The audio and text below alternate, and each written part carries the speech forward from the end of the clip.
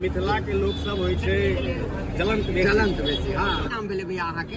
नाम कुणाल झा है। कुणाल झा कोन गांव घर भेले? हमर घर गंगद्वार है।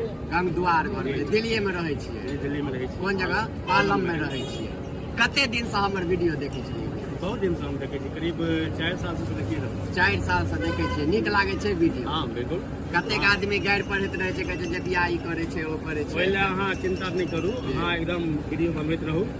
अहाँ बड़ नीक वीडियो बनबै छी और समाज के उत्थान करे छी। कतेक बेर हम देखलहुँ हैं, बहुत तरह के वीडियो बहुत नीक लगैया।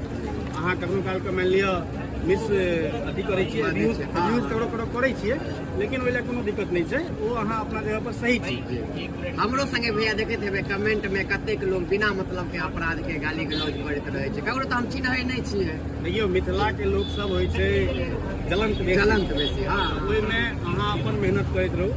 बहुत दिनहार भगवती छथिन, अखन उपासक छी भगवती के। हम कामना करब अहाँ के न्यूज चैनल जे जानकी न्यूज है और एकदम फले फूले बहुत ऊपर तक जाए। बहुत बहुत धन्यवाद भैया। देखलिए यह छै हमर पहचान जे हम संघर्ष के लिए हम 3 साल से भूखे पेट रह कर 5 साल में पिताजी मर गए, लेकिन ककरो गुलामी नहीं के लिए संघर्ष के लिए तकरे नतीजा छै।